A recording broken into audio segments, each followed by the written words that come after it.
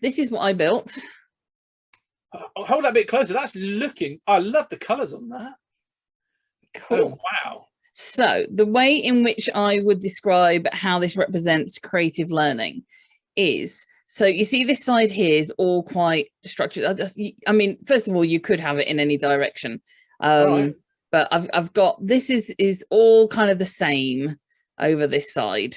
Yeah. Okay. This is kind of the same, but we've got a dot here. So yeah, in terms of traditional learning or traditional training, I think that this kind of side filters into that. It's that kind of building blocks of, this is how we do it. You do this, you do that, you do this, you do that. And it's all very sort of, so pretty standard.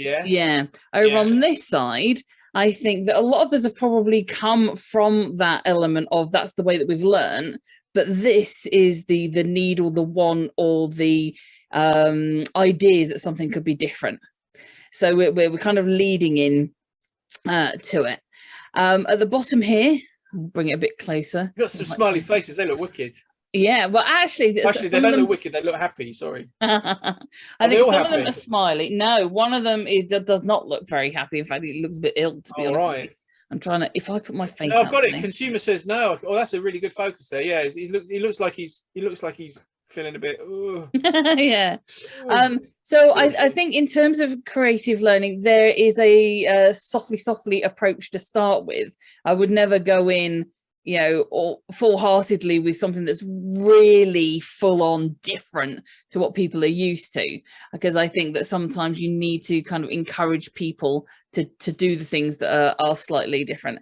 And then above that, we've got some like love hearts and wows and things like that, and everything else above that, it's a mishmash, and it's a mishmash on purpose. All those little dots in there could be, you know, very different things, and it's okay that it doesn't look like a picture, it doesn't look like a tree, it doesn't, you know, it can represent anything we want it to be, as long as it fulfills the brief of engaging learners and allowing them to transfer that learning back into whatever they're doing in a succinct way.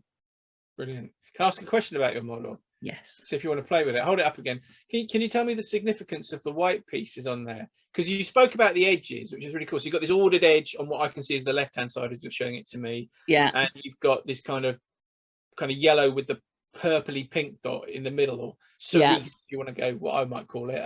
But then you've got these white pieces which at the top, and then there's a bit, what do the white pieces mean in your model? Do they mean anything? Well, interestingly enough, that's where I started when I first built.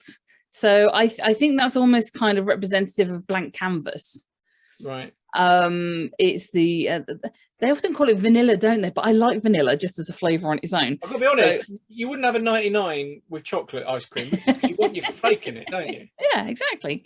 So yeah, I think the white dots at the top of where I started, and that for me kind of represents that kind of blank canvas, and then the kind of the trickling down into the ideas of things. There's a white band in the middle as well, and again, that could be actually at this point in time, I do need to go back to the traditional learning, the standard blocks. You know, if you've got a group of people where structure and order and all that stuff is super important to them, then, you know, asking them to do something that's a bit left field may actually take more of their brain capacity than actually just doing something that involves post-it notes, you know. Right. I love that. Yay, cool.